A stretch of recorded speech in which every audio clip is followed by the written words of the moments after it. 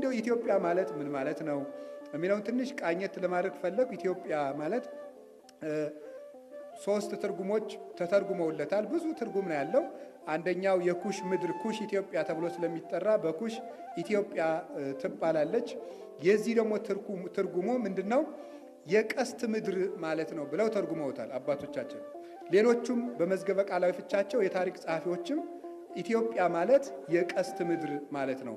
የታሪክ ጸሐፊው ሄሮዳተስም እንደተናገረው ኢትዮጵያውያን ከዘንባባ የተሰራ ቀስት የሚይዙ ድል ነሾችና ኃያላን ውቦችና ረጃጅሞች መልከ መልካሞች ናቸው ብሎ ገልጾልን ነበርና ኢትዮጵያ ማለት የቀስት ምድር ማለት ነው ማለት ነው። ይሄን የተባለበት ምክንያት ለምንድን ነው ስትሉ ሁለት መሰረታዊ ነገሮችን ያስረዳል። የቀስት ምድር አንደኛ ኢትዮጵያውያን ኃይላቸው እግዚአብሔር መሆኑን ያስረዳናል። ሁለተኛ ኢትዮጵያውያን ኃያላንና ድል ነሾች መሆናቸውን፣ ሶስተኛ ምን ሊጨምርልን ይችላል? የቃል ኪዳን ምድር መሆናቸውና ቃላቸውን የሚጠብቁ ሕዝቦች መሆናቸውን የሚያስረዳ ነው ማለት ነው። ሌላው ኢትዮጵያ ምን ማለት ነው? ኢትዮጵያ ማለት ብሩህ ፊት ያላቸው ሰዎች ምድር ነው። ብዙ ጊዜ ግሪኩ የተቃጠለ ፊት ማለት ነው ብለው የሚተረጉሙ ሰዎች ያሉ፣ ግን በፍጹም አይደለም። ኢትዮጵያ ማለት አይቲዮ ወይም ኢትዮ እና ኦፕሲስ ከሚሉ የግሪክ ቃላት ነው የሚመጣው። ስለዚህ ሲጣበቅ ኢትዮ ፌስ ወይም ገጽ፣ ኦፕሲስ የሚለው ደግሞ ሻይኒንግ ወይም ማብራት የሚል ትርጉም ይኖረዋል። ኢትዮጵያ ወይም ኢትዮፕሲስ ማለት ብሩህ ገጽ ዘያንጸበርቅ ገጽ ዘያበር የሚያበራ ፊት ያላቸው ማለት ነው። የሚያበራ የሚለውን የተቃጠለ ብለው አክቲቭ ወርዱን ፓሲቭ በማድረግ የተረጎሙት በስተት የተረጎሙ የታሪክ ጸሐፊዎች አሉ ይባላል። ግን ኢትዮጵያ ማለት ብሩህ ገጽ ያላቸው ሰዎች ምድር ማለት ነው።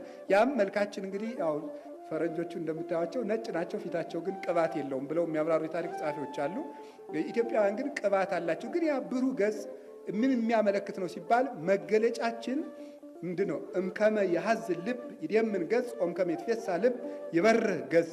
ልብ ሲያዝን ፊት ይጠቁራል፣ ልብ ሲደሰት ደግሞ ፊት ያበራል እንደተባለ ኢትዮጵያውያን ብሩህ ገጽ ያላቸው እንግዳ ተቀባዮች፣ ሰው ወዳጆች፣ ተንኮል የሌለባቸው መሆናችንን የሚያመለክት ነውና ኢትዮጵያውያን ትክክለኛ መልካችን ይህ ነው ማለት ነው።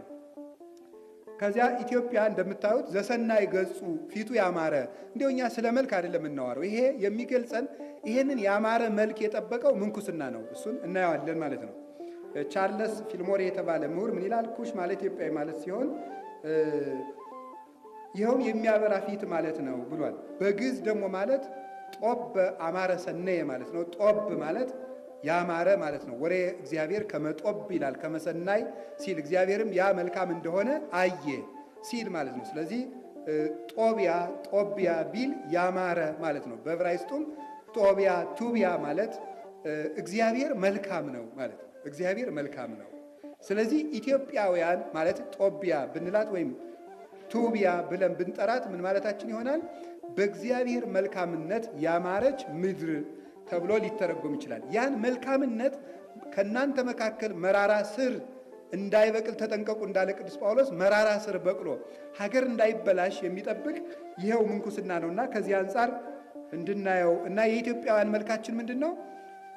ጡቢያ ማለት በእግዚአብሔር ያማረ እንደሆነ ኢትዮጵያውያን ማለት በእግዚአብሔር መልካሞች ማለት ነው ማለት ነው። በዚህም ቤታቸውን ከጎዳና ዳር ሰርተው እንግዳ የሚቀበሉ ሰውነታቸውን የሚያድሱ ውሃ ያላቸው ጨዋታ አዋቂዎችና ሰው አክባሪዎች ጥበበኞች ናቸው ብሎ ይናገራል።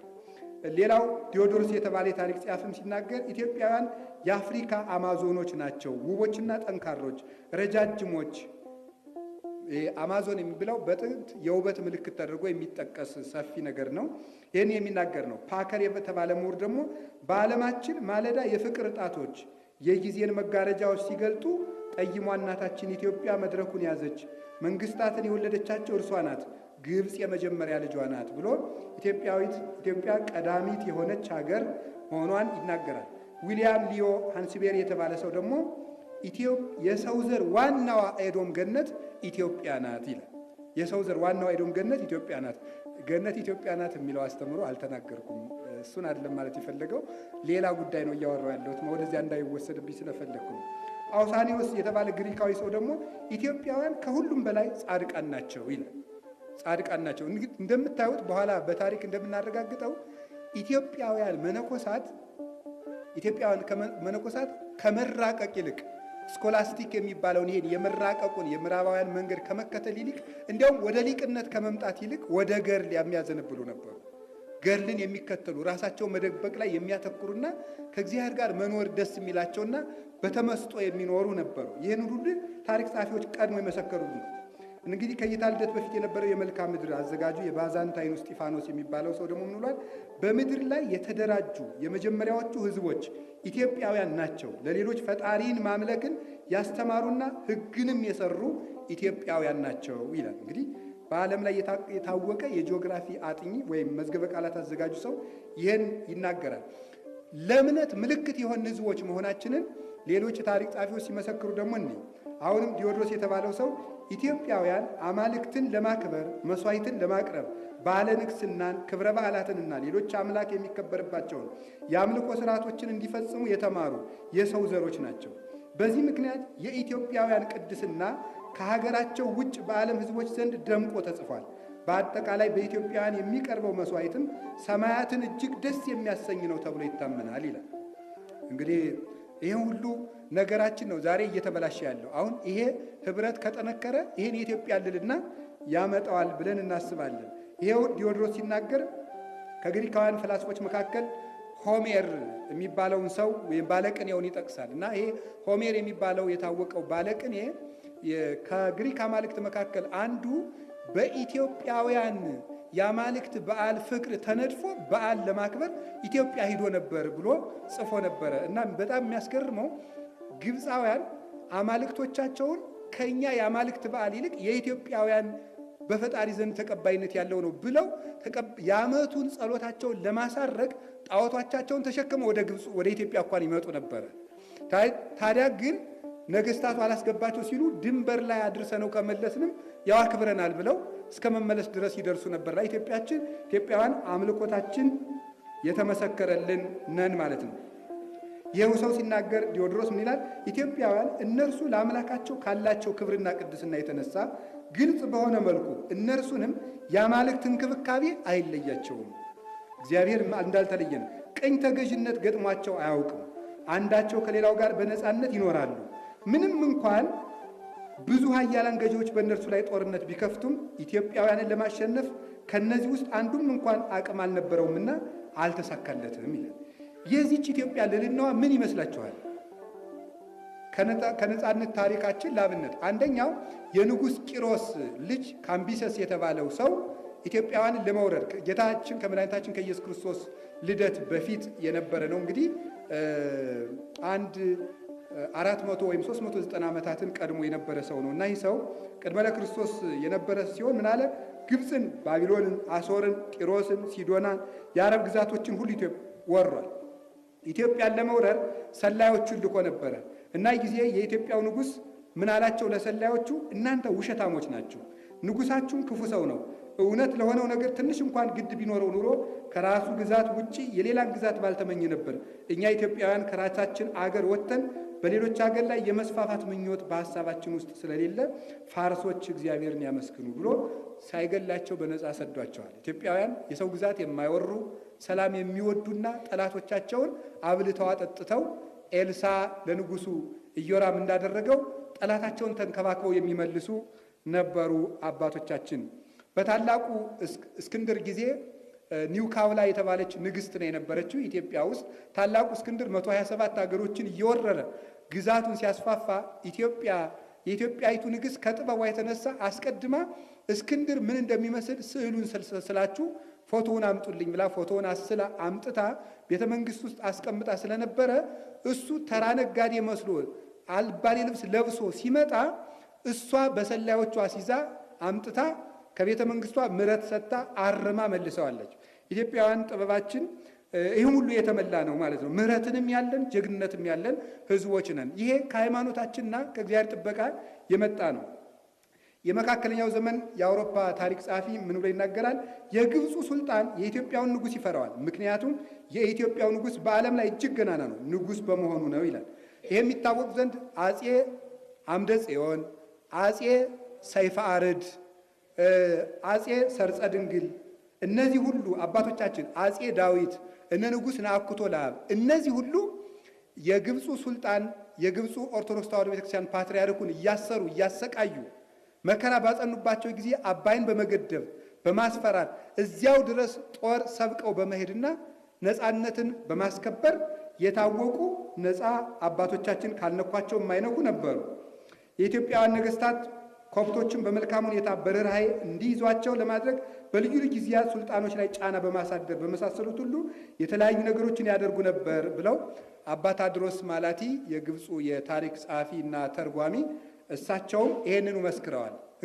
ኢትዮጵያውያን ለግብፅ ቤተክርስቲያን እንክብካቤ የሚያደርጉ ቸር ነገስታት እንደነበሩ፣ እነዚህ ቸር ነገስታት በመነኮሳት የሚመሩና የሚመከሩ ነበሩ።